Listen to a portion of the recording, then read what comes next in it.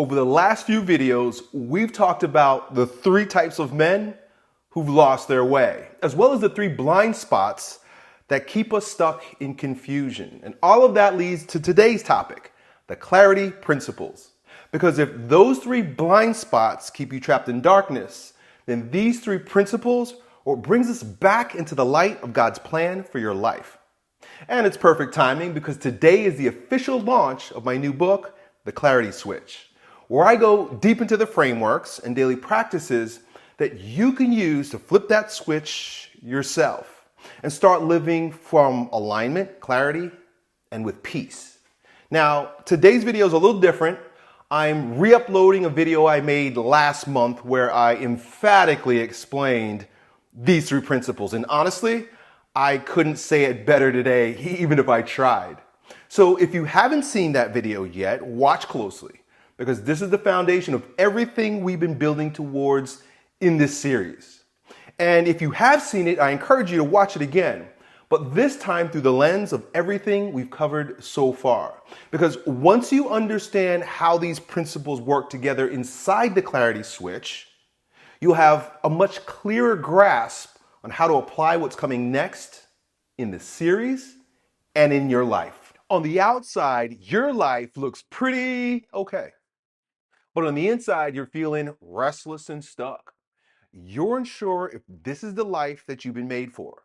So today's question comes from a young man who's doing all the right things outwardly, but inwardly, nothing feels clear. How can he know what direction God really wants him to go in? So in this video, I'm going to show you the difference between a life of constant outer focus and activity and the interior life, alignment with God. Because most of us are searching for clarity in the world of effects. But the outer life, it's just the echo. The cause is your inner life, intimacy with Christ. And he did say that he is the way. So when you go to him, he doesn't just give you rules and stuff to do. He reveals the exact path that God made for you. So if you're still confused about what to do, this might be the perfect video for you. But before we do, if you're looking for some clarity and alignment with your life's assignment, take a short walk with me, your old Uncle E, by starting with the 1-minute quiz down below. So, today's question. Yo, Elliott. I'm 28 years old, and on paper, my life looks fine. I've got a decent job, my bills are paid, and I'm not in any crisis. But inside, I feel stuck, restless, and totally unclear about what I'm supposed to do with my life. I pray, I journal, I ask God for answers, but nothing feels clear. How do I know what the next step is or what God's direction really is for me? Great question, man. And it reminds me of when I was sort of in your situation. I was new to the faith, learning about Christianity, reading all the books and doing all the things. And I was not exactly sure what I wanted to do with my life at this point, but I gave it to Christ. So I started looking for advice. I'm looking in the Bible.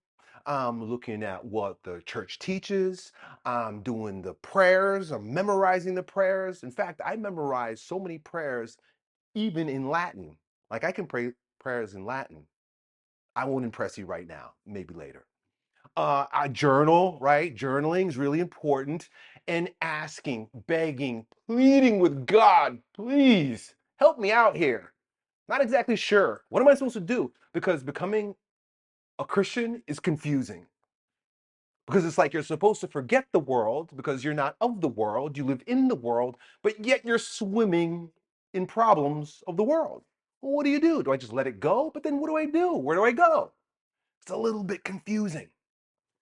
And so when I was in your shoes, I was doing exactly what you were doing, which is focusing on activity, focusing on outside, focusing on being without. Oh, there's this crazy saying in the gospel where Jesus says something that I think most people don't get. Still wrestling with myself. It's really strange. Here it goes. He says, he who has more will be added to him. So if you got stuff, you got it, you're going to get more. He says, he who is without, even what he has will be taken from him. Isn't that crazy? Isn't Jesus supposed to be like a social justice warrior? Supposed to take from the rich and give to the poor, right? He's always talking about, like, the virtue of being poor. Well, how would he possibly say this? It's total confusion. Here's what I think he means by that. When you focus on what he calls the kingdom, which is within, and he constantly reminds us, the kingdom's within. When you focus on the kingdom within, you're dealing in the world of unlimited possibilities. You're living in the world of truth, imagination. You're living in the spirit realm, the intangible realm, if you will. You're guided and also guiding the intangible with your thoughts and your feelings. You can't touch thoughts. You can't touch your imagination. You can't grasp a feeling with your hands. The kingdom is within. And when you're within, you're not without. I'll pause for a second. Let's talk more about what's within. Well, the kingdom is within, yeah. But what do you see when you imagine the kingdom within? Because there's no objective truth about what that kingdom within looks like. Nobody's seen it. Anybody seen the kingdom inside you? Anybody seen the kingdom inside someone else? Or have you seen it in someone? No idea what that kingdom looks like. That kingdom is like, man, it's like it's a sandbox because it is made up of intangible things. You know, sand, you can build things with sand, but it fades away. It's sort of the same way on the inside, isn't it? Like your dreams come and go, your thoughts come and go. This is what's all happening on the inside. This is the only thing that we can actually agree is happening on the inside. Clouds are passing by, thoughts are passing by, things are rising up. This is the inner life. This is where Jesus says to go. Now, when he says that he who has, more will be added to him, you got to consider, well, if I'm focusing in on the kingdom, what do I have in the kingdom? And that's going to be dictated by what? Your thoughts, your feelings, your imagination, where Jesus Christ resides. He even says that he who believes in me and my Father will come and will dwell with him. Paul says that it's not I who lives anymore. I've been crucified with Christ. It's he who lives within me. What's all this stuff going on inside here? And we're taught constantly not to trust what's going on inside here. Wow, there's for good reason. We can be manipulated on the inside from what's without.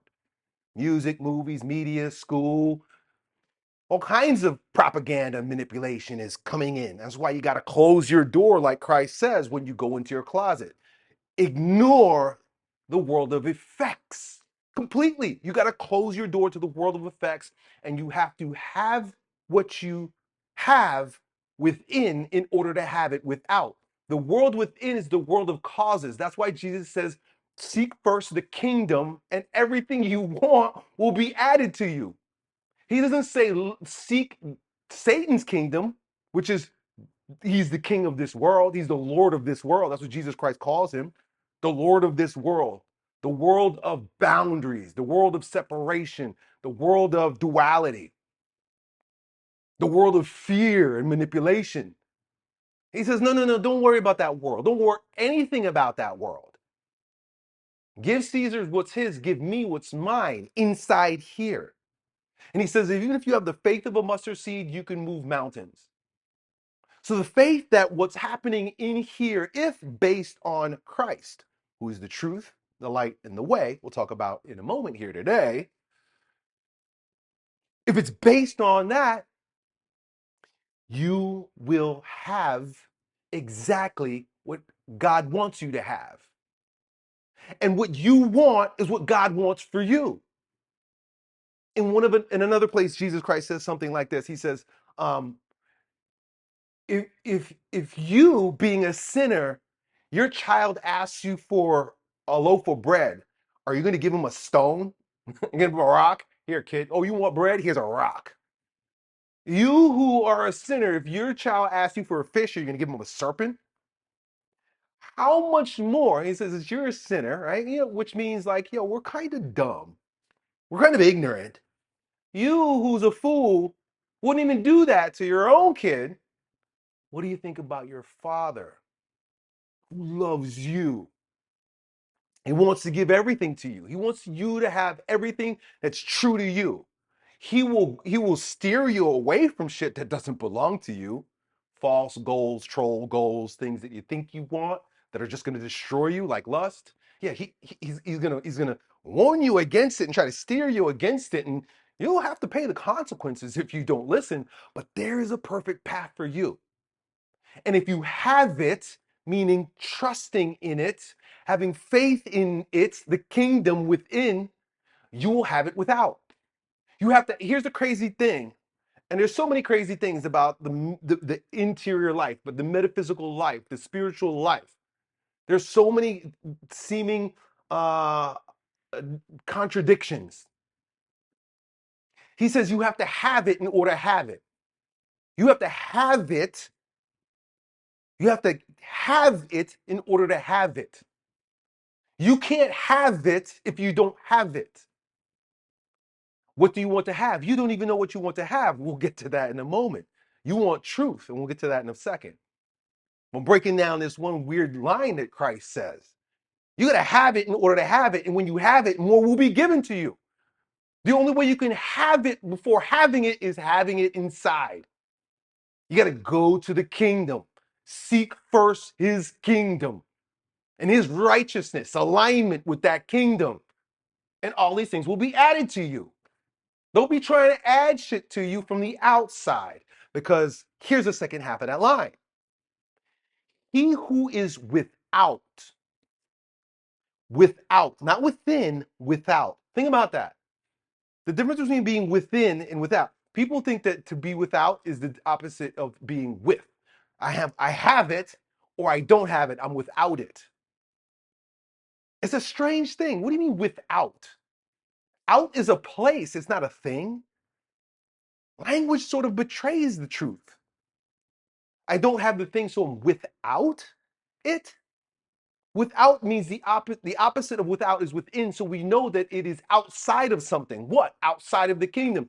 He who's without, even what he has will be taken from him. Because if you are living in the world of effects, if you're living in the world outside, the world without, you're living in the world of illusion, true illusion.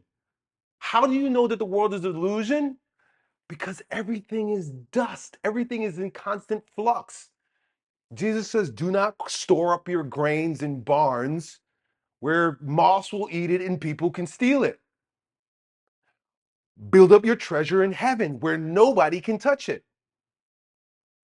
And if you're constant in true communion with Christ on the inside, no one can mess with you. They can't even kill you. They can't even take your life. They can't even take your life. That's why martyrs are the seed of the church. Blood of the martyrs are the seed of the church. Because the more you kill us, the more we multiply. That's why these people who are so worried about the evil in the world right now, they can't see what Christ is doing. Christianity's on the rise. And it's a scary thing because the more of us there are, the more there will be. And the more you try to kill us, the more the boomerang effect happens. The world of causes bangs out powerfully in the world of effects. You see more Christians these days because of how hard Satan played his hand during the pandemic. We're just seeing the boomerang effect. Anyway, tangent. So you're feeling restless, stuck, and totally unclear about what to do because your life is focused on the outside, even the good things that you're doing. Your prayer, like I said before, I won't go down that rabbit hole, is very much probably a very prayer without. Pray without, right? And this is something that like everybody struggles with. Not just Catholics. Everybody wants to blame Catholics for idol worship because we like paintings and sculptures and stuff like that. Nope. By the way, Catholics don't worship those things.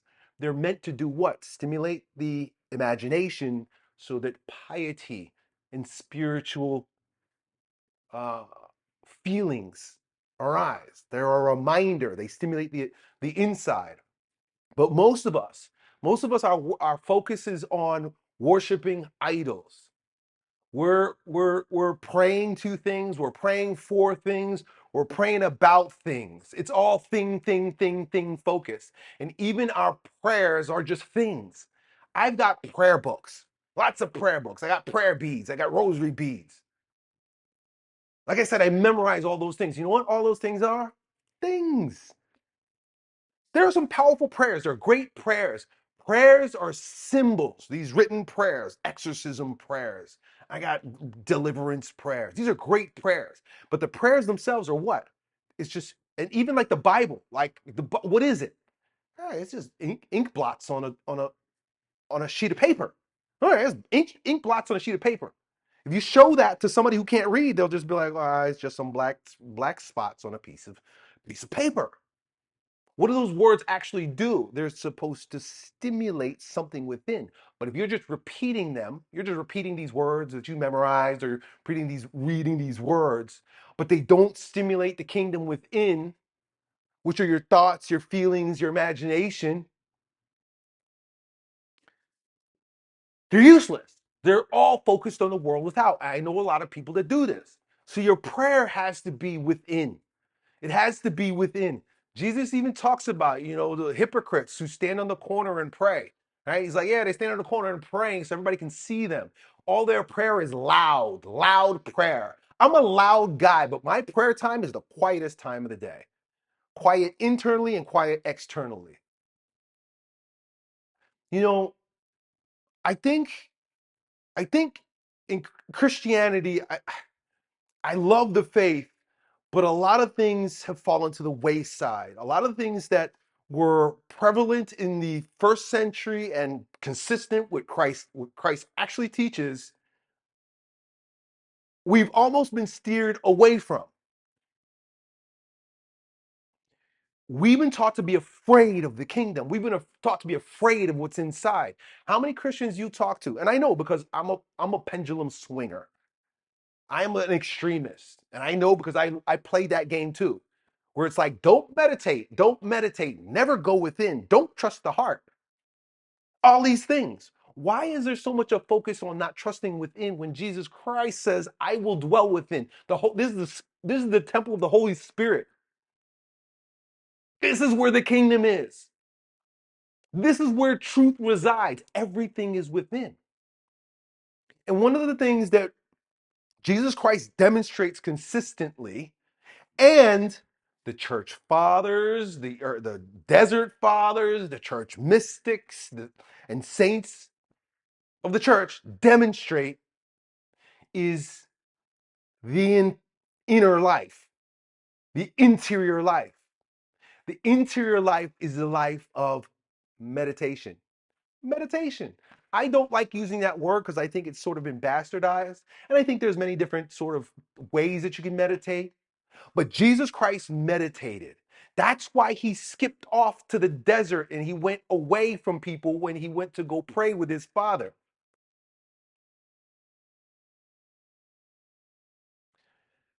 And we have the teaching of the church. St. Alphonsus Liguori, doctor of the church, says that if your prayer life does not evolve into mental prayer, which is another form of meditation, you will be stuck in your prayer life, your interior life, your spiritual life. Teresa of Avila said she's persistent and consistent and adamant about the fact that if you're not meditating, you're not doing mental prayer, contemplative prayer, silent prayer, meditation. It's funny that we got all these words for it, but everybody understands when I say meditation. I like silent prayer because I like the word prayer. I like the word prayer. But she says that if you are not meditating, It's just a matter of time before Satan grabs you. Who is Satan? Satan is the Lord of the world.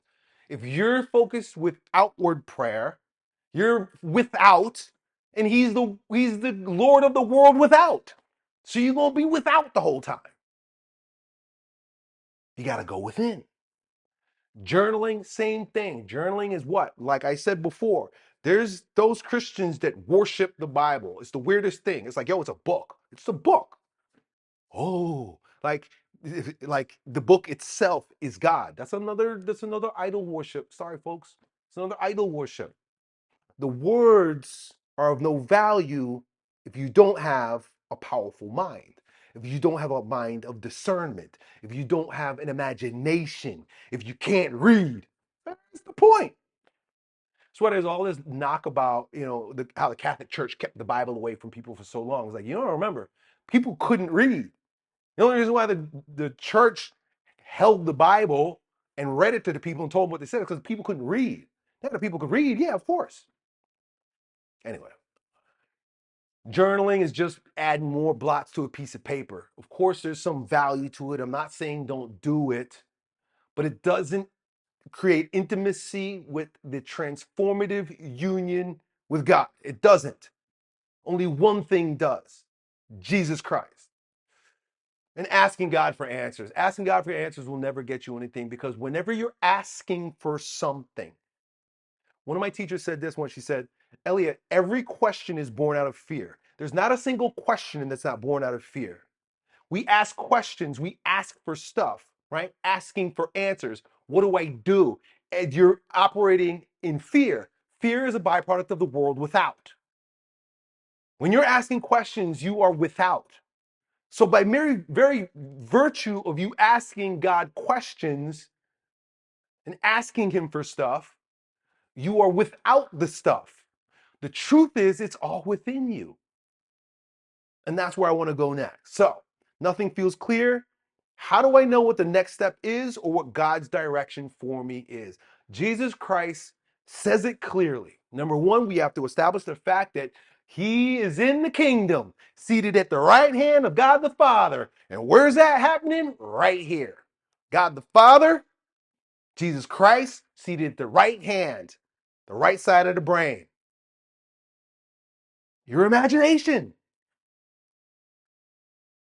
Jesus Christ even says it himself. This is not me making this stuff up. He says, if your eye not be single, your whole body will be filled of darkness. But if your eye be single, one eye, it will be filled with light. Did you know that, well, the pineal gland, which is mentioned in the Bible several times, even Jacob wrestled with God and called the spot pineal. When you imagine, this is the craziest thing, when you use your imagination, did you know that there are light cells in your body that turn on? In order for you to have an imagination, you need to see light. You can't have an imagination if you can't see light.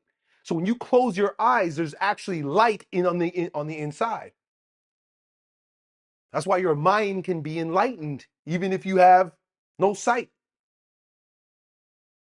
That's the light of Christ within inside. And we're going to talk about that in a moment.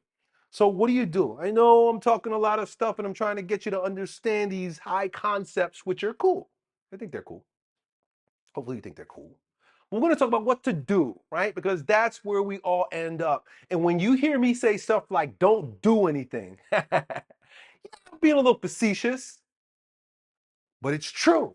Because even everything I'm about to say to you, you can't do. Only God's grace can do it. True contemplation, true meditation, you can't do. Even ask the Eastern mystics, dude. I watched a video not too long ago from Alan Watts, and he talks about how people take up meditation like they would take a course in weight loss or computer class. I'm gonna take up meditation. You can't do meditation. You let go. You stop. You allow. You assent to God's grace in meditation. So even this you're not doing. But I'll tell you what it looks like. So if we know that Jesus Christ resides within, and he's got the answer. He's got the perfect blueprint. He is God residing in you. You're not God. I'm not God, but we are the image, made in the image and likeness of God. And Jesus Christ demonstrates that, and he is that in you and I. Jesus Christ is not outside. He's within. He's in the kingdom. He says it himself. He also says that he's the way. If you're wondering what to do in your life, wouldn't you want to consult with Christ and ask him, what's the way? Show me the way. What is the way? You say you're the way, right? I don't even need to ask about the way. You are the way. Demonstrate the way, JC. He also says that he's the light and he's the truth. I am the way, the light, and the truth. And the way, the light, and the truth. Now we know that he says the word life, but in John, I believe chapter 4, I don't memorize the Bible that well. He says that he was the life and he was the light. The light was the life. Jesus Christ is the light. He is the light of Christ. We all use that term. So bear with me. I am the way, I'm the life, and the truth. The way, the light, and the truth. You don't know what to do. You want to figure out what to do with your life. You're confused about where you are. Everything looks fine on paper, but you're not content with this being the life that God wants you to live. You feel like there's more. And there is. You wouldn't feel that way if there wasn't more. There is more. But you got to go within in order to consult with, understand. Let me put it this way. Rest in the truth. Rest in the truth. The truth is always within you. The truth is within you, and the truth will set you free. My people suffer because they do not know me. The truth is within you. God is the truth. Christ is the truth. And the truth is, you already have everything. You have everything. You have everything that you want and everything that you need right now. But that's not the story you're telling yourself. But I'm going to demonstrate to you the truth that everything that you want, you already have. And that means that you already have, the fact that you already have it means you'll get what you want because you have to have it to have it. And that's the truth. The truth is you already have it. That's why Jesus says that when the kingdom of God is like a man who finds a plot of land, right? Or price of a priceless pearl, and he sells everything. He gets rid of everything for this priceless pearl because once you have the priceless pearl, it's worth everything. Worth more than what you've got right now. The priceless pearl is within. You let go of everything. That's why Jesus Christ also says it's harder for a rich man to come into the kingdom than for a camel to go through the eye of a needle. Why? He's not saying anything against riches. He's saying that when you are rich means what? Full, abundant. When you have a lot outside, you're constantly thinking about it. You're constantly grappling on it. You're constantly worried about it. You're constantly dabbling with it. To be poor doesn't mean don't have shit. To be poor means I have it in here first. And when you're poor, you're rich. That's the craziest thing. When you have it here, you'll have it. Anyway, the truth is the story that you are imbibing and engaging with. And you got to change your story because you're living you're living in lies. The truth is you have everything. And you say, yeah, it looks fine, looks good on paper, but we got to get your light aligned with it. Here's how I know you have everything. And this is what we really want. When you say I want a new house, I want a new car, I want a new relationship, or I don't know what I want, which we'll get to in a moment. But all these things, they're really pointing to just three things that we really want. There's really only three things that we want. There's only three things that we want. And we have them if we pay attention. You want love, peace, and respect. Love, peace, and respect. I made that up. I'm sure you can find it somewhere. Love, peace, and respect. Because it's the perfect equation. It's the perfect dynamic of what life is. Love pours down. Love is gravity. Love, that's why God condescended. He came down to us. That's why when you deal with a child who's below, you go down and you deal with the child. Love always pours down. To not speak down to someone, they use that word condescending like it's a bad word. But when you come down, that means you love. Love draws you down. Love is grounding, gravity, right? Respect goes up. We have respect because as we pour love down, respect comes up. There may be things in your life that you put your love into and respect comes. It's the way it works. You have a job. Well, what are you doing? You go down to your job and you condescend to the work that you're doing. That's love. You might not feel love because we're not talking about emotional love. We're talking about the dynamic, the physical dynamics of love, right? Even between a man and a woman, it works this way. A man comes down, he lays her down. Anyway, you do your job. That's love. Anytime there's energy being poured out into something that is of a I don't want to say of a lower nature, but of a not of even of a lower order, because this doesn't respect, but it has to be, it's gravity, like water flowing down stream. Who's more powerful? The mountain where the water stream is coming from, or the ocean that is going into? Even though the mountain is higher, the ocean, man, it's receiving it all. That's why even though men are above women in a way, not completely, but in a way, in one dynamic, the woman wins. Because we pour our love into them. We want to. A man's nature is to give his woman everything. If you really boils down to it, we want to give women everything. That's why we want to have sex with them. When you have sex with a woman, she's not giving you sex. You're giving her your seed. You're giving her your essence. Anyway, and peace is the equilibrium, right? Respect is what you get back, right? Respect is I give you my essence, I give you my seed, and respect is something comes out, baby comes out, love is returned, right? Respect is returned. So it really, love and respect is, I don't know if you could say it because it sounds too new age, but it's the law of attraction, right? You get what you give. It's reaping and sowing. It's sowing and reaping, right? That's all it is. To be happy is to be content with what is. And this is what is all the time. And this is the peace that is peace.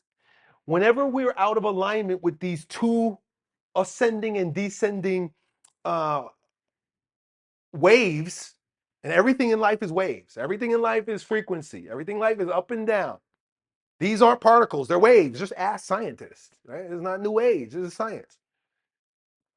But peace is the equilibrium between all things. And when we are happy, we are content with what's happening, and there's peace. There's no screwed up emotion, no passion, fire of passion. Fire is the light. So Jesus Christ is the truth. In you is the truth when you know you got everything that you already need. And what resides is peace. That's the story you got to tell yourself. That's the story. If you are any way, if you're telling yourself a story that's anything outside of this, you're living without, and you're living in lies. So you got to establish the truth. I am the way, the life, and the truth. Jesus Christ resides within, and He's the truth, the light. So when it comes to the light, there's so much that could be said. And the light can be used for good and for bad. A fire can burn up your whole house. It can burn down a whole city. But a fire gives what? Light. It gives warmth, right? It reveals. The light within you could be the 7 deadly passions, right? It could roar. The fire of passion can roar within you. And it could be anger, it could be lust, it could be all these things, but you're feeling it. It's roaring within you. Because your light is not, your eye is not single, your eye is double. It's out there. I see what I want. I see what makes me mad. But if your eye be single, it's the truth that's within. Your state, when it comes to that fire, is either a beautiful, warm, enlightening flame, or it's a roaring inferno destroying your life. And when it comes to Christ, we get to choose the light, the lighter light, not the heavy light of destructive emotions. So by bringing the truth into the light, we can now use our imagination to stimulate the emotion associated with having. Jesus Christ said, if you do not have, if you're without, you're going to be without. But if you have, more will be added to you. What can you do? The beautiful thing about fire is that the interesting thing about fire is that it needs wood. It needs fuel. Fire needs fuel. You can feed your fire with good imagination. If you think about a loved one, think about your wife or your girl, like, and you really actually do love her, right?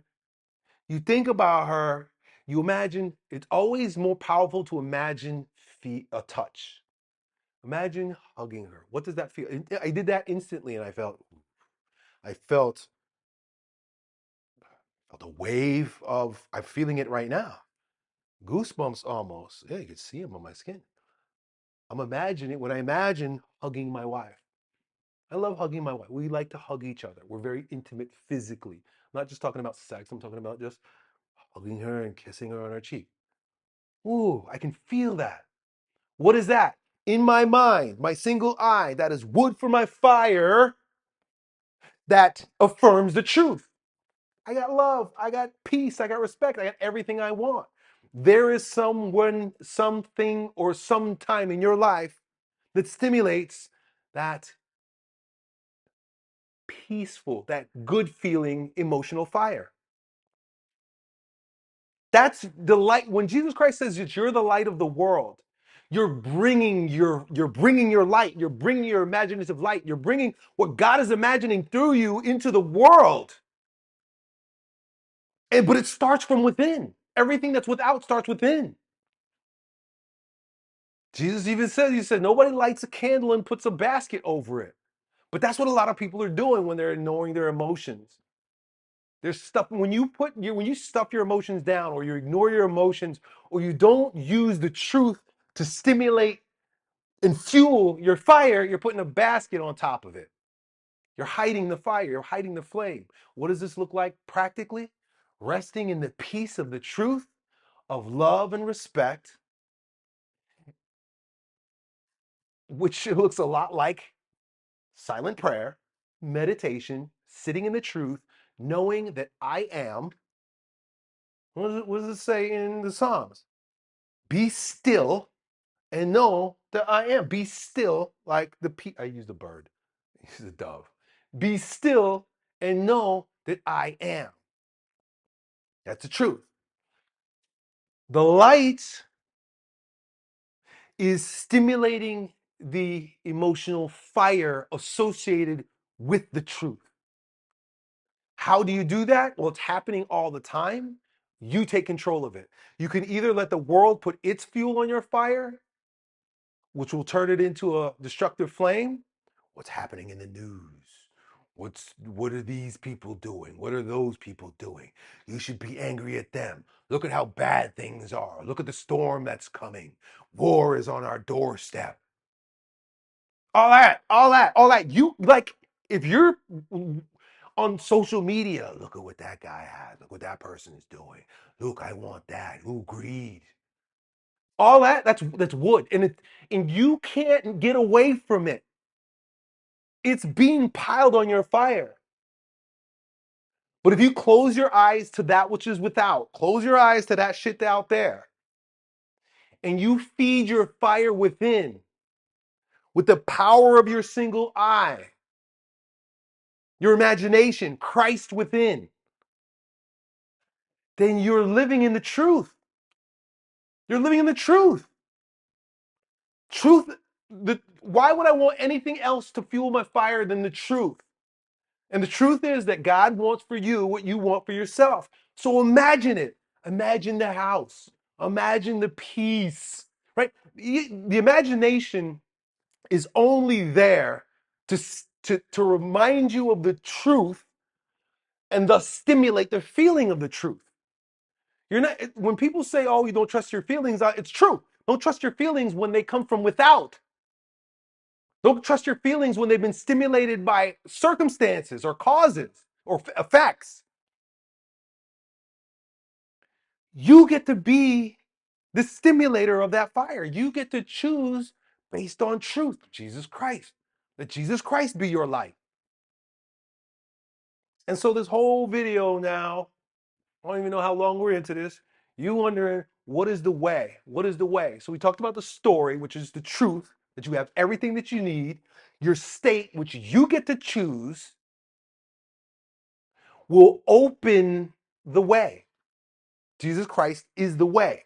He's the truth, he's the light, and he will show you the way. Now, here's the thing, dude. The way will not be found without. It's the same thing. You wait for the way to be shown, and it goes in reverse. You'll know the way because it will affect your state, and it will affirm the story. You know the way, and I'm going to talk a lot about the way because the way is what you're really asking today. We'll get to the way. You know the way is the right way when your heart agrees. You know the way is the wrong way when your emotions disagree. And I know there's all this, psychobabble, new age, scientific stuff that's like you can change your brain. You can change your brain by tricking it somehow so that you want things that you don't think you want and not want things that you think you want. But that's doing it rather than allowing it to unfold, and that's violence against yourself. You have to accept yourself as you are and let Jesus Christ change you from within. Be renewed by the transforming of your mind. It doesn't say transform your mind to be renewed. You transform your mind. No. You got to open your mind to reveal the way so that you can be changed, beginning with your state. So that you can not just be changed by your state, but your state, it's crazy because it works both ways. Your state will inform the way, and the way will be affirmed by your state, as long as it's all based on truth. So what does that look like, and what do you do?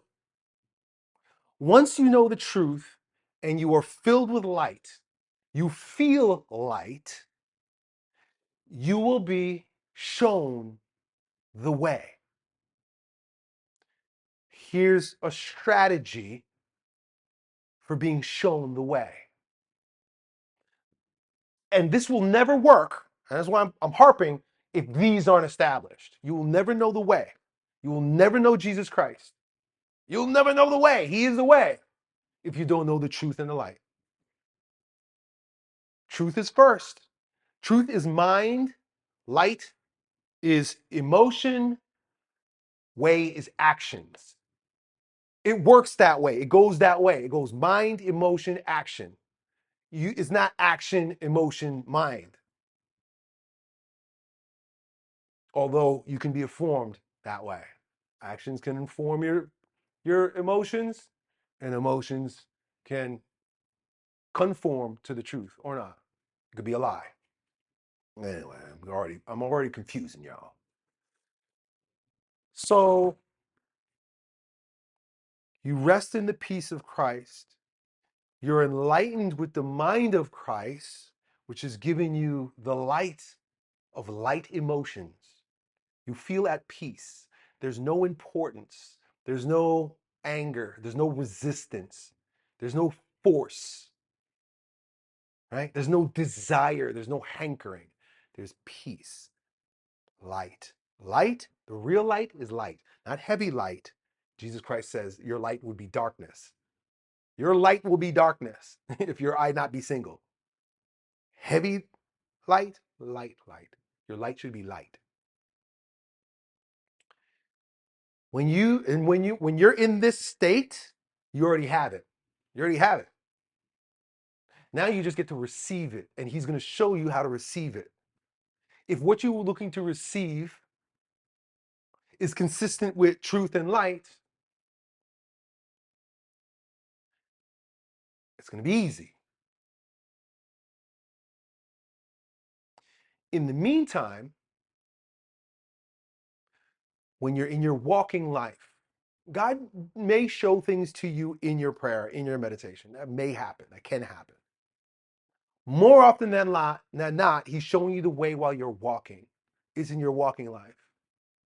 And in order to be shown the way, you got to expose yourself to a lot of different ways. And when that way, that is your way, feels light, it's aligned with the truth, that is your way. But if the way that you see gives you darkness, gives you heaviness, it's not light, it's not your way. You got to trust the emotional guidance system. You got to trust the light that is Christ.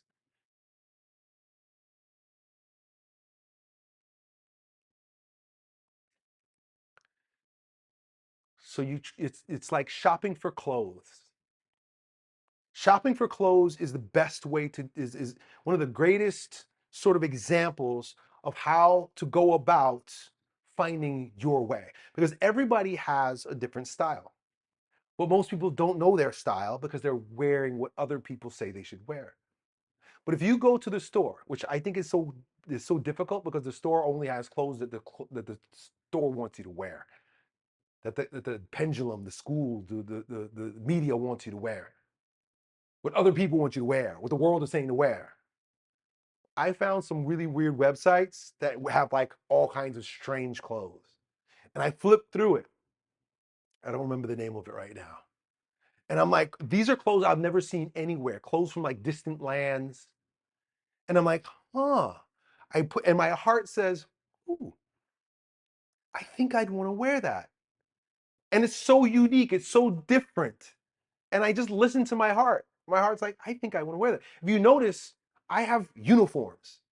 For years, all I wore was green.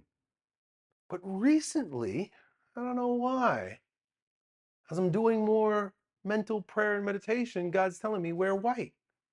Huh? I don't know. So I'm looking for all those white clothes. And when I look at the white clothes, I feel light. When I look at dark colored clothes or multicolored clothes, I don't feel the same light. I might not feel heavy, but I don't feel the same light. Or if I see what somebody else is wearing or what's stylish, sometimes I'll actually feel heaviness. It's gotta match up with the light. It's gotta feel light. And the light is informed by the truth. So the way will be shown to you, but you have to expose yourself like you're going to a mall shopping for clothes. When you're shopping for clothes, what do?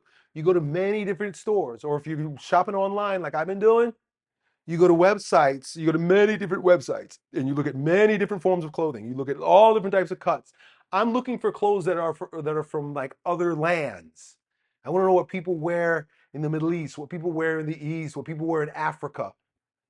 For some reason, I'm drawn to like what monks wear. It's weird. I want to wear one piece, I don't want to call it a skirt, but it's like a habit, right? One piece, no legs. I'm just drawn to it. But it's not here. It's here. My heart's just saying, huh, huh, oh, yeah, yeah. The more you expose yourself, you got to open the aperture. You got to open the aperture. You got to open the frame so you can let a lot of things in, so that you can align it with your. You got to measure it up with your state. And this is how to be aligned with what God wants for you. And that's the truth. And God wants for you what you want for yourself, but you've got to open yourself up to the plethora of ways. And you have to be sensitive. That's what this part right here is all about. You got to be sensitive to how God speaks to you when you're in the closet. Jesus Christ says, go to your closet, go to your closet, go to your closet and close your door where the Father speaks to you in secret. You got to understand the way he speaks to you in secret. For me, it's very physical. The light for me is very physical. I can feel it like in my physical body, mostly around my solar plexus. Interestingly, solar is like the sun. They call it the fire of metabolism. As you're breathing, it fuels the fire of your metabolism, your solar plexus. I feel a lot in my solar plexus and in my belly. So I know the truth of a thing, or what I should do or what I shouldn't do, by consulting with the light in my belly. That's me. But everybody's different. You got to get in touch with the way God speaks to you. God might speak to you. Some people, he speaks to people in signs, like things, coincidences, synchronicities. He speaks to some people in their dreams. He speaks to some people audibly. You got to know you, and you got to be careful too. You got to be aware of how God's speaking to you. So how do I know what step is the next step, or what direction God is really wanting for me? You got to know Jesus Christ. You got to know the truth. You got to stimulate the light. And the way will be revealed to you if you are sensitive to the light and how it's burning in you. Hope that helps, dude. Done.